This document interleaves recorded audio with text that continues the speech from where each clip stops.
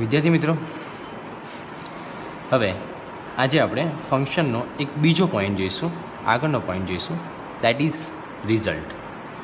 Showing result એક્ઝામમાં જ્યારે પૂછાય છે ત્યારે ઇન્ટુ બ્રેકેટ એવું લખેલું હોય છે showing result.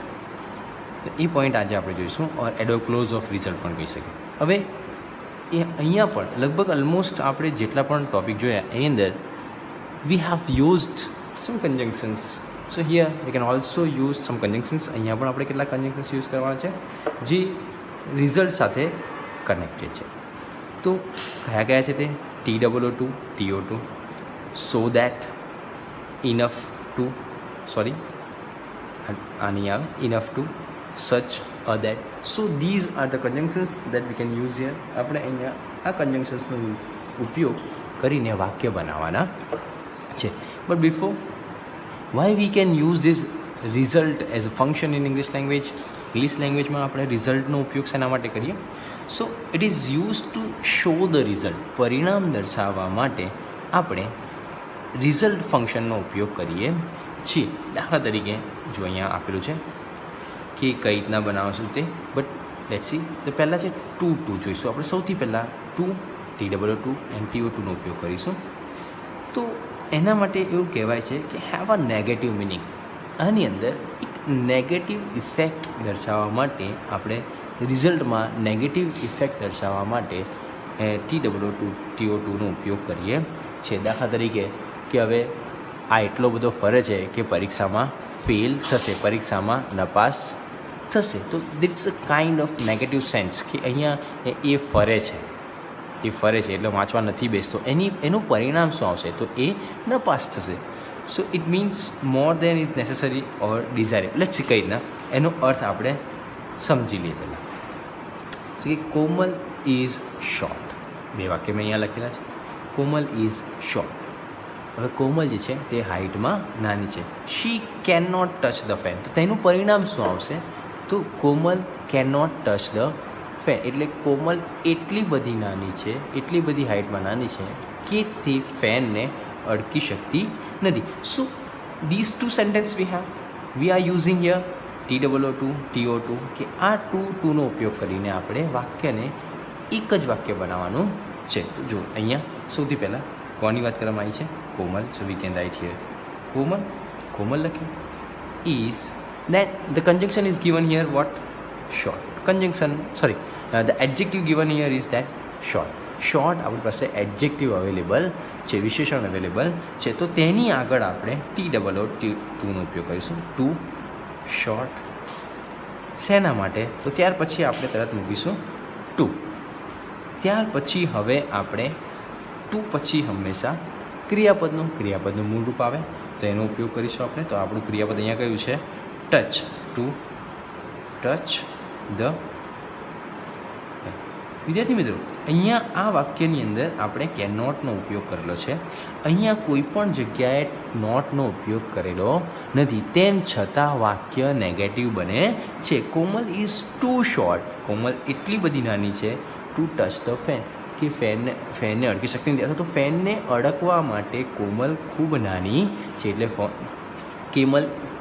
Komal is not able to touch the એની એબિલિટી ફેનને ટચ કરવાની નથી. નેક્સ્ટ બીજું જો વાક્ય આવેલું છે.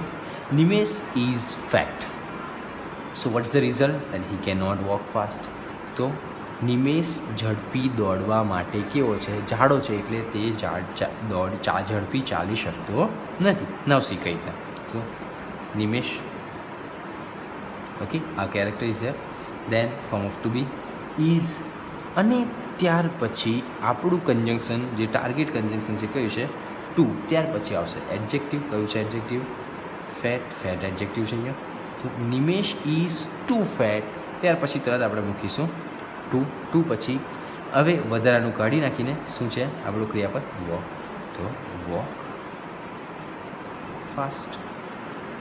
વાક્ય આપણું પૂરું. સો બીજું વાક્ય જોઈએ. બીજું વાક્ય અહીંયા મેં લખેલું છે એ પછી જોઈએ. એના પહેલાં જોઈએ આપણે કે for example tea was hot. ચા કેવી હતી? ગરમ હતી. So what's the effect, what's the result of it? તો I could not drink it, હું પી શકતો ના હતો. હવે એને આપણે કન્જંક્શનનો ઉપયોગ કરીને સિંગલ સેન્ટેન્સ બનાવીએ. તો ટી વોઝ, એડજેક્ટિવ કયો છે? હોટ, તો એની આગળ આપણે મૂકી દઈશું TW2. તો ટી વોઝ ટુ હોટ. શેના માટે? To drink it. પીવા માટે ચા કેવી હતી? ગરમ હતી. હવે અહીંયા આપણે આઈ લખ્યો નથી. જો આઈ ઉમેરીને વાક્ય બનાવવાનું થાય તો આપણે આ રીતના લખી શકીએ. તો ટી વોઝ ટુ હોટ. કોના માટે? તો ફોર મી. અહીંયા આ શબ્દ તમે આઈ માટે ઉમેરી શકો છો, કારણ કે આગલા વાક્યમાં આપણે કોઈ પણ પ્રોનાઉનનો સબ્જેક્ટનો ઉપયોગ કર્યો નથી. તો tea was too hot for me. શેના માટે? To drink. ફોર એક્ઝામ્પલ બીજું વાક્ય જો, કે બીજું વાક્ય અહીંયા આપેલું છે તે જો. તો નિમેશ વોકડ સ્લો. નિમેશ કેવું ચાલતો હતો? ધીમું ચાલતો હતો. Nimesh could not catch the train. તો હવે એનું પરિણામ શું આવી શકે? તો તે ટ્રેન પકડી શકતો ન હતો. Now how to frame this? તો કે નિમેશ વોકડ, કેવું વોકડ? સ્લો. તો કન્જેક્શન આપણે મૂકીશું ટુ સ્લો. હવે શેના માટે? તો to catch the train. Train પકડવા માટે ખૂબ ધીરો ચાલતો હતો. It means that he was not able to catch the train. તે ટ્રેન પકડી શકતો ન હતો. તો જ્યારે આપણે TW2 અને TO2નો ઉપયોગ રિઝલ્ટમાં કરીશું તો અનસાઇનલી બીજી રીતે જોઈએ તો એમાં નોટનો ઉપયોગ થતો નથી, પણ વાક્ય કેવું બને છે? નેગેટિવ બને છે. Now let's see the sentence pattern, the structure of it. એનું સ્ટ્રક્ચર સમજીએ તો કઈ રીતના એનું સ્ટ્રક્ચર આવશે. The first one is the subject. સબ્જેક્ટમાં નાઉન તમે મૂકી શકો છો. દેન ટુ બી ઓર વર્બનો ઉપયોગ કરી શકો છો. ત્યાર પછી આપણો ટાર્ગેટ જે છે કયો છે? TW2, ટુનો ઉપયોગ કરો. ત્યાર પછી આવશે એડજેક્ટિવ. એડજેક્ટિવ પછી તરત ફોર, પછી તમે અહીંયા એક શબ્દ ફોર પછી એક ઓબ્જેક્ટનો પણ અહીંયા ઉપયોગ કરી શકો છો જરૂર પડે તો. જેમ આપણે ટીવાળા વાક્યમાં લીધું છે તે પ્રમાણે ઉપયોગ કરી શકો છો. ત્યાર પછી આવશે TO2 અને V1. હવે એના ઉદાહરણ સમજી લઈએ તો કઈ રીતે જો બે વાક્ય જોઈએ આપણે. તો મોહન પ્લેડ સ્લો. વાક્ય થઈ ગયું, એક વાક્ય થયું. બીજું વાક્ય હી could not win the prize. એક વાક્ય જો. બીજું વાક્ય જો, આપણે ફોર ઉમેરીને પણ બીજું વાક્ય જોઈ લઈએ. The road was hilly. We could not drive a car. So હવે એનો જવાબ જોઈએ. સ્ટ્રક્ચર પ્રમાણે આપણે એનો જવાબ જોવાનો પ્રયત્ન કરીએ. સૌથી પહેલાં આવશે સબ્જેક્ટ. અહીંયા સબ્જેક્ટ કયો છે? મોહન. તો મોહન ઉઠાવીને મૂકીશું. તો મોહન. ત્યાર પછી અહીંયા ટુ બી ઓર વર્બ. તો આપણી પાસે અહીંયા શું છે? વર્બ છે. તો વી કેન રાઇટ હિયર પ્લેડ. ત્યાર પછી આવશે ટાર્ગેટ. આપણો જે ટાર્ગેટ પોઈન્ટ છે કે ટાર્ગેટ પોઈન્ટ છે જે આપણું કન્જંક્શન છે તે અહીંયા લખીશું આપણે ટુ પછી એડજેક્ટિવ. એડજેક્ટિવ આપણી પાસે કયો છે? સ્લો. અહીંયા બંને વાક્યમાં સેમ સબ્જેક્ટ છે એટલે અહીંયા આપણે ફોર કરીને મૂકવાની જરૂર રહેતી નથી. તો મોહન પ્લેડ ટુ સ્લો. શેના માટે? ટુ પછી તરત આ બધી વસ્તુ નથી નીકળી જશે. નોટનો ભાવ ઓલરેડી આ ટુમાં આવી ગયેલો છે એટલે લખવાની જરૂર રહેતી નથી. To win the prize. Indirectly એવું કહેવા માગે છે કે મોહન મેચ જીતવા માટે ખૂબ ધીમું રમે છે એટલે મેચ જીતી શકતો નથી કે પ્રાઇઝ જીતી શકતો નથી. સી બીજું વાક્ય આપેલું છે તે જો કે ધ રોડ વોઝ હિલી. હવે અહીંયા આપણા બંને આ વાક્યની અંદર કે જે કર્તાનું પ્રમાણ અલગ અલગ છે તો જોઈએ કઈ રીતના બનશે તે. તો કે ધ રોડ વોઝ. આપણો ટાર્ગેટ કન્જંક્શન કયો છે? ટુ. તો અહીંયા મૂકી દઈશું આપણે ટુ. એડજેક્ટિવ છે આપણી પાસે હીલી, તો લખી દઈએ આપણે હીલી. હવે બીજા વાક્યમાં અલગ છે. શું છે? વી. એટલે અહીંયા આપણે મૂકી દઈશું ફોર અસ. કોના માટે મૂકેલું છે આપણે?